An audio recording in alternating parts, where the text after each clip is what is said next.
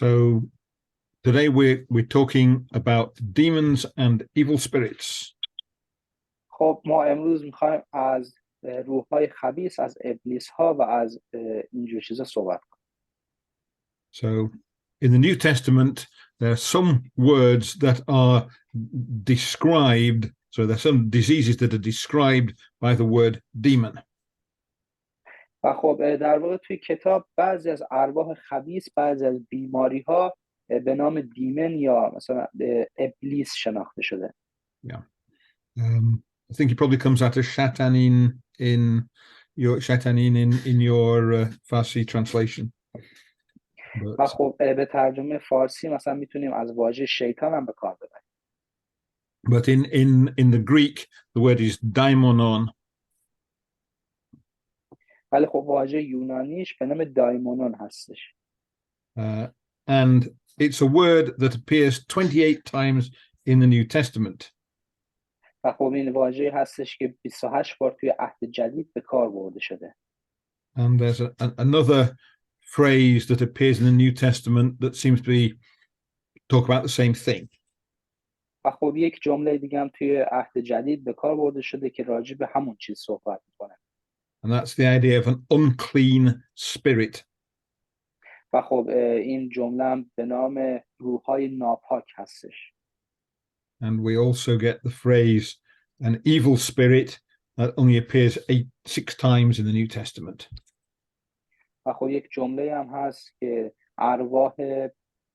ارواح شیطانی یا مثلا ارواح ابلیس هم چندین بار باز به کار برده شده. In this study we're going to look at what these words really mean. و خب توی درس امروزمون قراره به این نگاه بکنیم که این جمله ها، این کلمات چه معنی داره.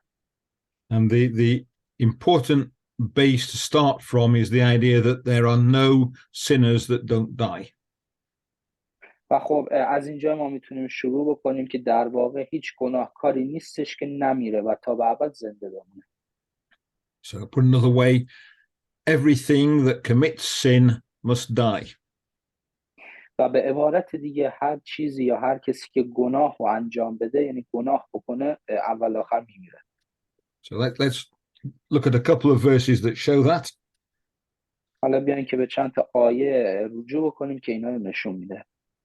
So Romans chapter 6 verse 23. میایم به رومیان باب 6 آیه 23. من براتون میخونمش.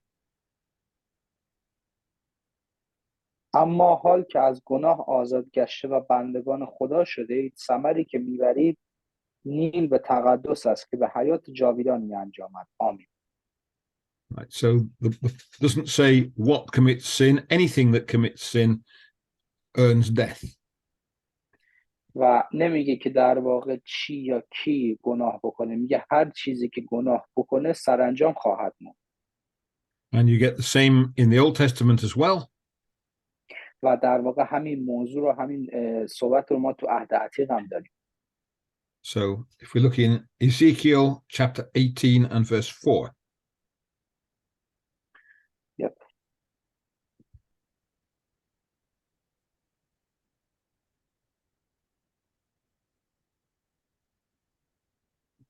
So Ezekiel, bro. Ezekiel. Yep.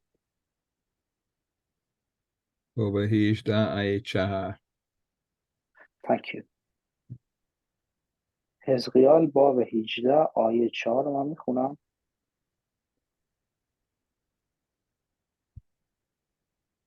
خداوندگار یهوه میفرماید به حیات خودم قسم که از این پس در اسرائیل این مسئله را نخواهید آورد. اینک همه جانها. Thank you. باب 18 حزقیال باب 18 آیه 4. Yes, bro. That was it? Oh, right. It didn't sound like it. But again, it's saying that whatever sins will die. و خب بازم حزقیال باب 18 آیه 4 میگه که هر چیزی که گناه بکنه میمیره. Now, the idea that there are some kind of creatures a bit like angels but wicked doesn't fit that. و خب اینجوری هم هستش که چند تا از مثلا مخلوقات هستن که مثل فرشته هستن ولی خب مثل فرشته نیستن. Because if they were wicked, they would be sinners and then they would die. به دلیل اینکه اگر خب اونها بخوان مثلا ناتو باشن، بخوان گناه بکنن، بخوان شرور باشن، میمیرن. So the traditional idea that there is a sort of world of evil spirits that can hurt us doesn't fit the Bible. و این ایده ای که در واقع بخواد یک سری مثلا ابلیس باشه، یک سری موجودات بیرونی باشه که به ما آسیب بزنه، همچین چیزی رو ما تو کتاب نداریم. So what are we going to make of this word in the Bible? و خب حالا این لغتی که توی کتاب مقدس استفاده شده این چجور برای ما معنی میده؟ Well, the word refers to a false god. و خب این واژه‌ای که ما میبینیم در واقع برمیگرده به یک خدای اشتباهی، یک خدای غلط. So if we go, for example, to Deuteronomy chapter 32. و اگر که ما بریم به تثنیه باب 32 and verse 17. آیه 17.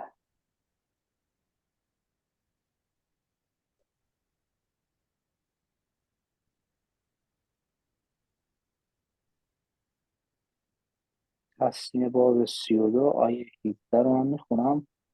برای دیوهایی که خدا نبودن قربانی تقدیم کردند، برای خدایانی که هرگز نشناخته بودند، برای خدایان نو که تازه پدیدار گشته بودند، خدایانی که پدرانتان ترس آنها را به دل نداشتند. آمین. Thanks. So here, if you have a Greek Old Testament, it will say they sacrificed to demons. و خب اینجا اگر ما در واقع یک کتاب یونانی داشته باشیم، میگن که تو اون کتاب مینویسه که به خدایان قربانی کردن. And it says they sacrificed to things that were not gods. و خب قربانی رو به کسایی میکردن که اصلا خدا نبودن. But it's talking about the false gods of the nations around Israel. و صحبت از خدایان غلط، خدایان اشتباه میکنه که توی ملت اسرائیل بودن. And of course, those gods didn't really exist at all. و البته که اون خدایان غلط هم هیچ موقع وجود نداشتن. And you can see what's happening in verse 21. و ما میتونیم ببینیم که توی آیه 21 چه اتفاقی میافته. Could you read verse 21, please? Sure. و آنچه خدا نیز غیرت مرا برانگیختند، به بت‌های باطل خویش مرا به خشم آوردند. پس به واسطه آنان که قومی نیستند ایشان را به غیرت خواهم آورد و به واسطه قومی نادان خشمشان را برخواهم انگیخت. آمین. Right. So God says that they have worshipped what is not God. و اینجا خدا داره میگه که در واقع چیزایی رو عبادت میکنن که اصلا خدا نیستن. And in fact, they have been worshipping, it says, idols, statues. و البته دارن چیزهایی رو عبادت و پرستش میکنن که فقط مجسمه هستن. So what the word is talking about is statues of what people imagine to be gods. و این در واقع واژه‌ای که نوشته اون مجسمه هایی هست که مردم تصور میکنن که اینا خدا هستن. But in reality, there is no other God. So these statues don't represent anything at all. ولی در واقعیت هیچ خدای دیگه وجود نداره و اینکه اون مجسمه هم بیانگر هیچ چیزی نیستن. So a demon is a false god that doesn't exist in reality. خب این ابلیس، این دیمن، یک خدای اشتباهی هست که هرگز توی واقعیت وجود نداره. And that goes on into the New Testament. و خب میتونیم عهد جدید هم بریم که راجبش بخونیم. So let's look in Matthew chapter 12. بریم به متی باب 12. So Matthew chapter 12 and verse 24. بریم به آیه 24.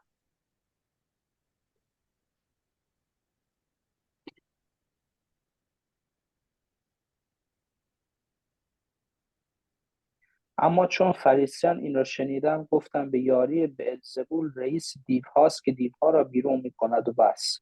آمین. Right. So what's happening here is that Jesus has found a man who is blind and deaf, and he heals him.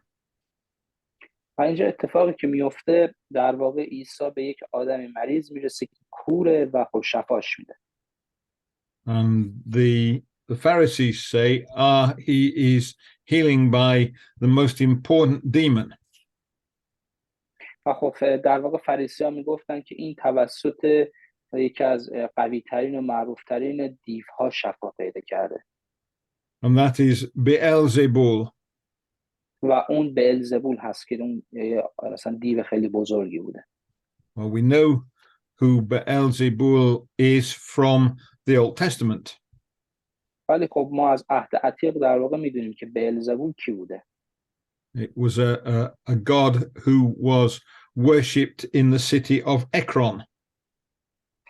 و یک شهری بوده به نام اکرون که یک خدایی داشته اونجا و اون خدای اونجا این بئلزبول بوده. So in that city there will be a statue of this god Beelzebul, and the people would go there to worship that god. و خب توی این شهر یه مجسمه بزرگی بوده که همچین نامی داشته بئلزبول. مردم میرفتن اونجا که این مجسمه رو عبادت و پرستش کنن. And the Pharisees see a connection between the illness and this god. و فریسیان در واقع یک ارتباطی بین بیماری و بین اون مجسمه میدیدن. But the reality is, of course, that these gods don't actually exist. ولی واقعیت اینه که حقیقتا همچین خدایی وجود نداره. Let's comment on that in 1 Corinthians in chapter 8. و خب میتونیم بریم به اول قرنتیان باب 8. So 1 Corinthians chapter 8 and verse 4. اول قرنتیان باب 8 آیه 4. پس در خصوص خوردن خوراک تقدیمی به بت‌ها می‌دانیم که در این جهان بت چیزی نیست و به جز یک خدا خدای دیگر نیست. آمین. So he says these false gods that people are making sacrifice to don't really exist at all. بعد در واقع خوندیم که نوشته شده که این خدایان الکی، خدایان اشتباهی که مردم این همه براشون قربانی میکنن، قربانی میدن، اصلا وجود نداره. The reality is there is only one God. و واقعیت اینه که فقط یک خدا وجود داره. So if they were worshipping a false god, they were worshipping something that didn't exist at all. It was a pointless thing to do. و اگر که خدایانی رو پرستش میکردن که اصلا وجود نداره، به این معنی که اصلا کار بیهوده میکردن و وقتشون رو تلف میکردن. Rather interesting, because Paul also says, but you shouldn't do it. و خب در واقع پولس گفته که اصلا شما نباید این کار رو انجام بدید. It isn't good for you to do that, but these were gods that didn't exist. و خب این گفته شده که اصلا این کارا برای شما خوب نیست که انجام بدین، چون همچین خدایانی اصلا وجود ندارن. So another place it says it's still in 1 Corinthians chapter 10. یک جای دیگر هم میتونیم بخونیم، اول قرنتیان باب 10 and verses 20 and 21. آیه 20 و 21. نه مقصود این است که قربانی های بت پرستان تقدیم دیوها می شود، نه تقدیم خدا. و من نمیخواهم شما شریک دیوها باشید. نمیتوانید هم از جام خداوند بنوشید هم از جام دیوها. نمیتوانید هم از سفره خداوند بهره یابید هم از سفره دیوها. آمین. Right. So he says you can't join in and take the bread and the cup at the breaking of bread and also worship false gods. دقیقا گفته شده که نمیتونیم ما بشینیم اینجا مراسم نان و شراب رو به جا بیاریم، از طرف دیگه هم بریم خدایان اشتباه، خدایان تقلبی رو عبادت کنیم. But he says, nevertheless, the false god is nothing at all. Sorry, bro. Could you say it again, please? But he says that the idol, the false god, is nothing at all. There's nothing there. Thank you. و خب گفته شده که اصلا این خدایان اونجا نیستن، خدایان اصلا وجود ندارن. So that's in verse 19. He says the idol is nothing. و توی آیه 19 گفته شده که اصلا اینا وجود ندارن، اصلا نیستن. So you could read verse 19 for us. شو. آیا مقصودم این است که خوراک تقدیمی به بت چیزی است یا اینکه بت چیزی است؟ آمین. Right. So these pagan gods, these false gods, didn't exist, but nevertheless, it's not good for you to try and worship these false gods. و خب این خدایان اشتباهی که اصلا هیچ موقع وجود نداشتن، ندارن، اصلا خوب نیستش که بخوایم پرستششون بکنیم، چون اصلا چیز واقعی نیستن. And the word becomes associated with various different diseases. و خب در واقع این کلمه جاهای دیگه هم به کار برده شده به عنوان یک سری بیماری های لاعلاج. So let's think why these diseases appear to be connected with false gods. و حالا بیایم به این بپردازیم که چرا این بیماری ها چجور ارتباط پیدا میکنه با این دیوها و خدایان تقلبی. So let's go back to the first book of Kings, 1 King. و حالا و میایم به اول پادشاهان chapter 15 and, and verses 28 and 29. آیه 28 و 29. Hang on, I got the wrong passage there, I think.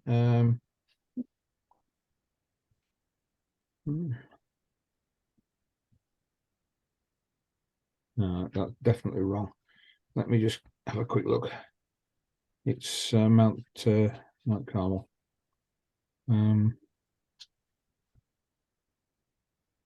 It must be 25, I think, chapter 25.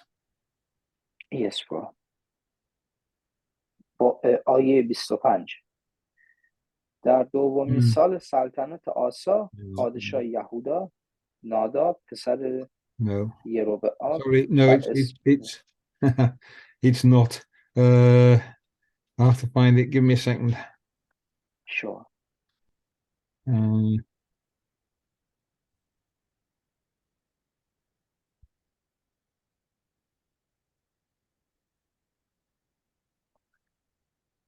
1 Kings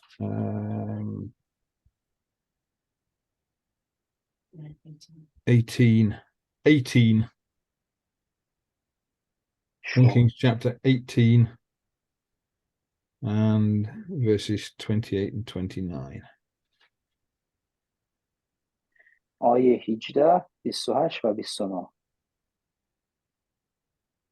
آسا نیز هرچه سیم و زر در خزانه های خانه خداوند و کاخ شاهی باقی مانده بود گرفت و آنها را بر دست خادمانش سپرد و ایشان را نزد بنحدد پسر تبریمون پسر هیزون پادشاه آرام فرستاد که در دمشق زندگی میکرد.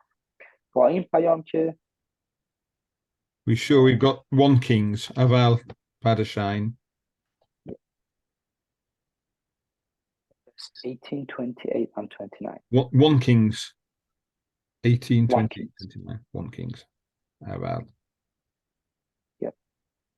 They cried out, cut themselves. Yep. 18, 20 and 29. 18, 28 and 29. Sure.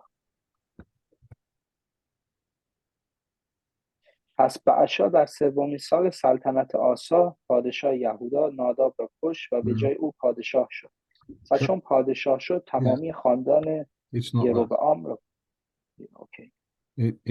That's it's First Kings Aval Padashain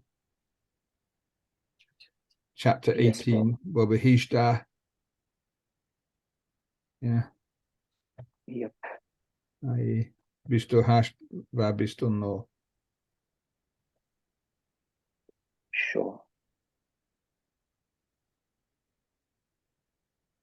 پس ایشان به صدای بلند فریاد میکردند و مطابق رسم خود خویشتن را با شمشیرها و نیزه ها مجروح میساختند. چندان که خون بر بدنشان جاری میشد نیمروز سپری شد و ایشان تا هنگام قربانی شامگاهی همچنان عربده میکشیدند، اما نه صدایی بود نه کسی که پاسخ دهد یا توجه کند. آمین.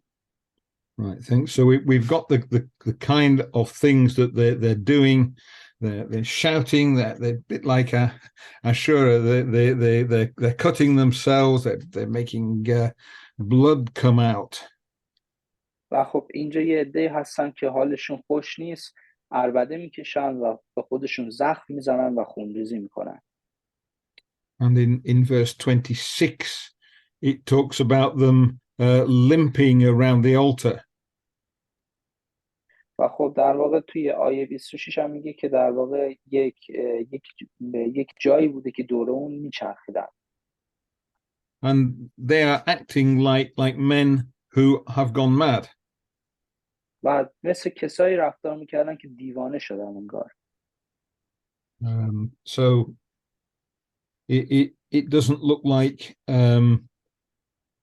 anything that you would recognize an ordinary human being to do. و جوری رفتار نمیکردن که مثل یک آدم حسابی، مثل آدمیزاد اصلا رفتار نمیکردن. And in the end, they would fall over. They would end up on the ground, maybe foaming at the mouth and just generally looking ill. و در نهایت هم میافتادن رو زمین و اینکه میخوردن زمین و دور خودشون باز غلط میخوردن و یه جور انگار مریض الاحوال به نظر میرسیدن. So let's look at an example with a demon in. حالا بیایم به یک مثالی بپردازیم که توش این ابلیس و روح‌های خبیث باشه. So Mark chapter 9. میریم به مرقس باب 9 and verses 17 and 18. آیه 17 و 18. مردی از میان جمعیت پاسخ داد: استاد، پسرم را نزد آوردم. او گرفتار روحی است که قدرت سخن گفتن را از وی باز گرفته است. چون او را میگیرد به زمینش میافکند، به گونه‌ای که دهانش کف میکند و دندانهایش به هم فشرده شده، بدنش خشک میشود. از شاگردانت خواستم آن روح را بیرون کنند، اما نتوانستم. آمین. Right. So this is someone who has a boy who suffers from epilepsy. و این داستان مربوط میشه به یک شخصی که یک پسری داره و اون پسرش از اپیلپسی رنج میبره. But he's acting like one of the people who had been worshipping Baal in the book of Kings. و دقیقا مثل در واقع شخصی به نظر میرسه که داشته این خدای اشتباهی مجسمه به نام بعل رو توی عهد عتیق پرستش میکرده. And so the people have said this is the disease of this false god. و خب مردم میگفتن که بله، این هم در واقع این بیماری هست که از پرستش کردن همچین خدای اشتباهی نصیب آدم میشه. And in fact we know it's epilepsy because the parallel passage tells us it is. و ما میدونیم که این مریضی اپیلپسی هستش، چون که این آیه ها به ما میگن که این مریضی چیه. So if we go to Matthew and chapter 17, اگر بریم به متی باب 17 chapter 17 verse 15, آیه 15: سرورم و پسر من رحم کن، او سر دارد و سخت رنج میکشد، اغلب در آتش و در آب میافتند. آمین. Thank you. And the word that's used there in Greek is the ordinary word for epilepsy. و به واژه یونانی در واقع این واژه که به کار بردن اپیلپسی هستش. So it's just what we've got is just another name for epilepsy. و خب ما یک واژه دیگه رو معادل واژه اپیلپسی اینجا داریم. And in fact, you can go through all of the 7 occasions where Jesus heals someone with a demon. و در واقع ما 7 تا اینجا اتفاق داریم که عیسی آدم‌های دیو زده مختلف رو شفا میده. If you're a doctor, you can work out what the modern name for that disease would be. و اگر که حقیقتا ما دکتر باشیم میتونیم بفهمیم که اسم تازه، اسم جدید این بیماری چیه. So basically, in the New Testament times, there were certain diseases that were described by the name of a demon or an unclean spirit or something like that. و توی کتابی که ما داریم یک سری از مریضی‌ها هستش که به عنوان ارواح ناپاک، به عنوان دیوهای خبیث، ارواح، اینا مثال زده شده. You even get them accusing Jesus of this. و sorry, could you say it again, please? You even get them saying this about Jesus. و بعضی وقتا هم حتی مردم میگن که نه، این به خاطر عیسی هستش که این مریضی‌ها هست. So if you go to John chapter 10 and verse 20, اگر بریم به یوحنا باب 10 آیه 20. and they're talking there about Jesus. و اینجا راجع به عیسی صحبت میکنن. بسیاری از ایشان گفتن او دیو زده و دیوانه است، چرا به او گوش میدهید؟ آمین. So they're saying he's got a demon, and it's the same as saying he's insane. و خب اینجا بله گفته شده که خب اینا دیوها اینا رو احاطه کردن، انگاری که دیوونه شدن. And I think the other occasion that is worth looking at is the story of the pigs that were destroyed. و یک داستان دیگه هم که شاید ارزش نگاه کردن داشته باشه، داستان اون خوک ها هستن که نابود شدن. And it's in Mark chapter 5. و این توی مرقس باب 5. And they come to the country of the Gerasenes, which is a town that belonged to the city of Gadara and was on the side of the Sea of Galilee. و خب در واقع اینجا ما میرسیم به شهری که این گوشه شهر ناصره یا همون گلیلی هستش. And there's a man who is mad, and they have simply chained him up and left him outside. و خب اینجا یک مردی هستش که دیوانه هستش و اینکه خارج از شهر با زنجیر میبندنش. So if we look in, we're going to look in Mark chapter 5 and try and answer the question, how many demons are there? و خب ما قراره که به باب 5 مرقس نگاه کنیم که ببینیم چند تا ارواح خبیث، چند تا از این دیوها هستن. So let's look in Mark chapter 5 and verse 2. خب پس میریم به مرقس باب 5 آیه 2. چون عیسی از قایق پیاده شد، مردی که گرفتار روح پلید بود از گورستان بیرون آمد و بدو برخورد. آمین. So there it says there is one evil spirit. خب پس اینجا نوشته که فقط یک ارواح خبیثه، یک روح خبیثه. And in verse 8 it says the same thing. If you read verse 8. شو. و توی دقیقاً آیه 8 هم همین تکرار میکنه، زیرا عیسی به او گفته بود ای روح پلید از این مرد به در آی. آمین. But if you look in verse 13 you'll see that there were a lot. خب اگه به آیه 13 نگاه کنیم میبینیم که خیلی زیادن.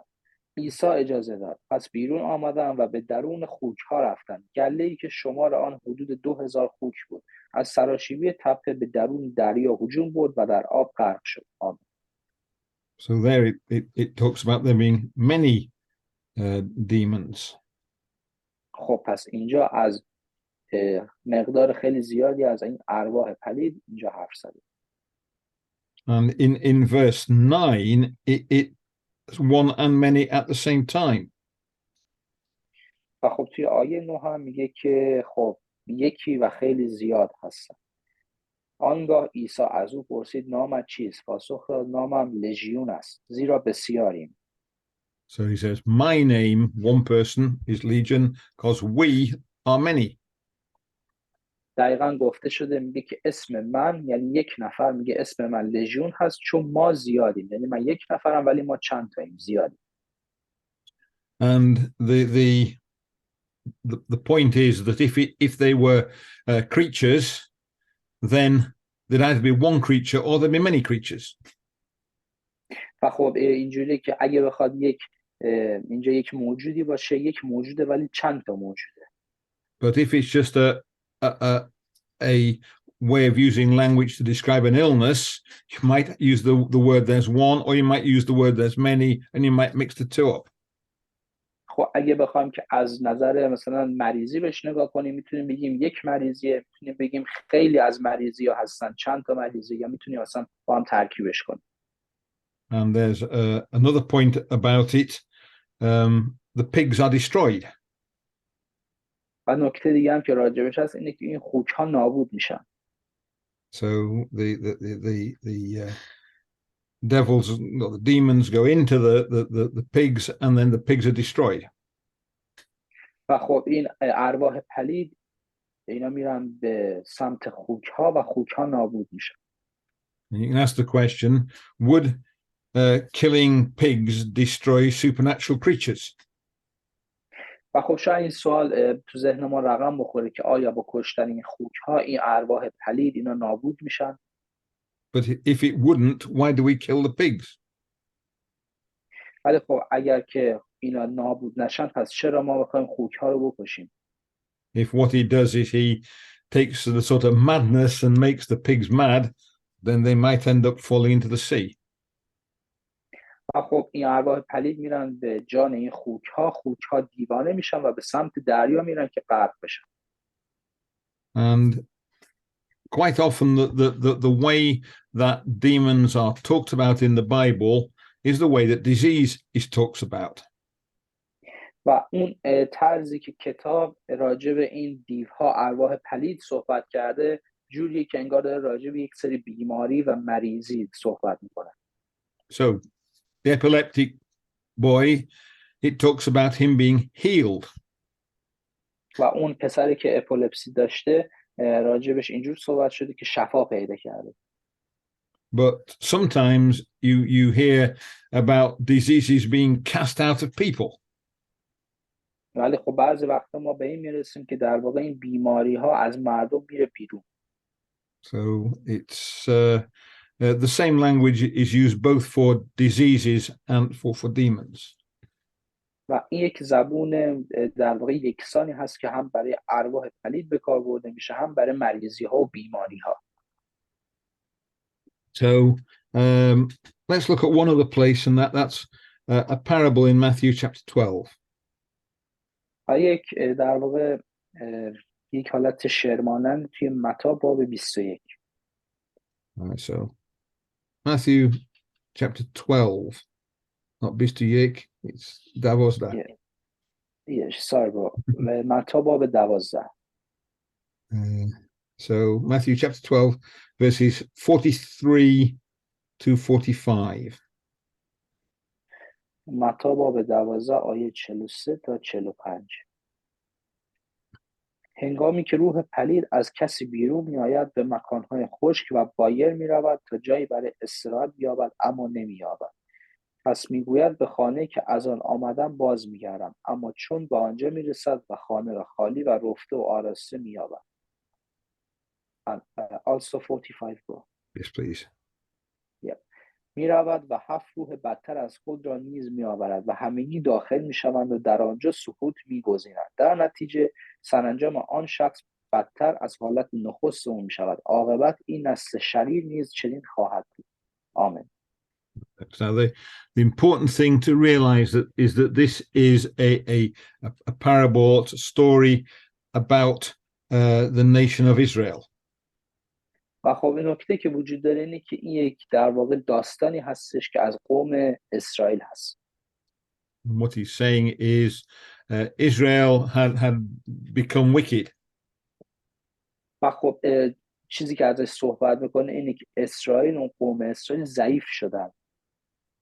But this is back in Old Testament times, the people had worked and they had got rid of the wickedness. و در واقع توی عهد عتیق صحبتی که شده اینه که خب اونا به خودشون کار کردن و از این ضعف رهایی پیدا کردن. But then the wickedness had come back even worse than it was before.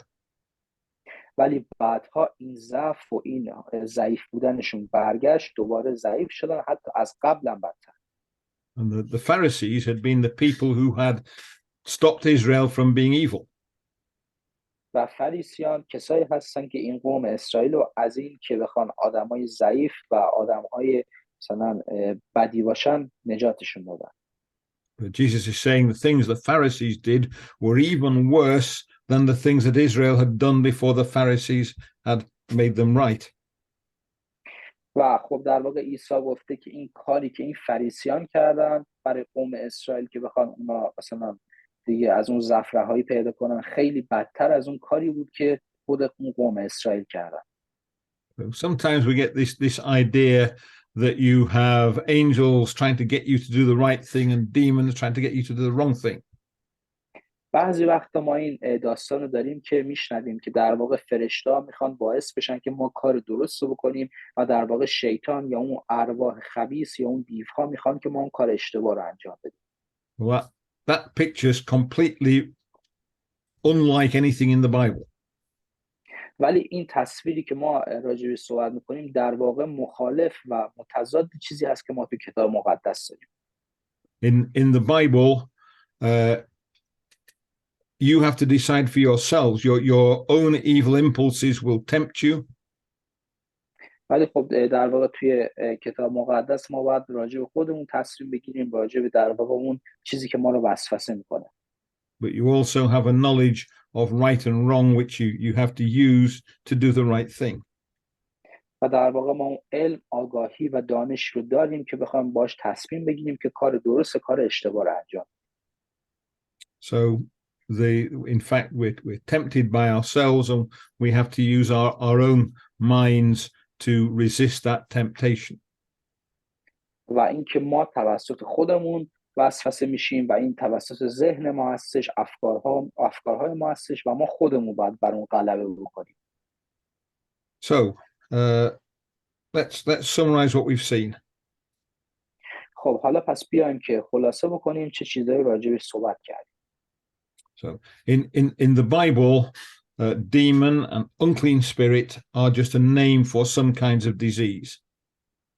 خب پس توی کتاب مقدس حقیقتا ارواح خبیث، دیوها و ابلیس اسمهای دیگری از مریضی‌های مختلف هستند. And they were names that were given to diseases that were linked to the worship of false gods. و در واقع اینها اسمهای مختلف مریضی‌های مختلف هستند که از پرستیدن و عبادت کردن خدایان اشتباهی اون مریضی‌ها رو می‌گرفتن مردم. So we don't have to be afraid that there are evil beings who are sort of outside or ordinary life, but that can harm us.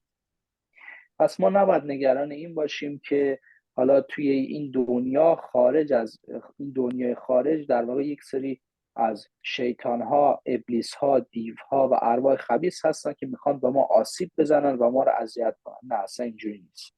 Yeah, nothing like that exists. If it did exist, it would be a sinner, and so it would have to die.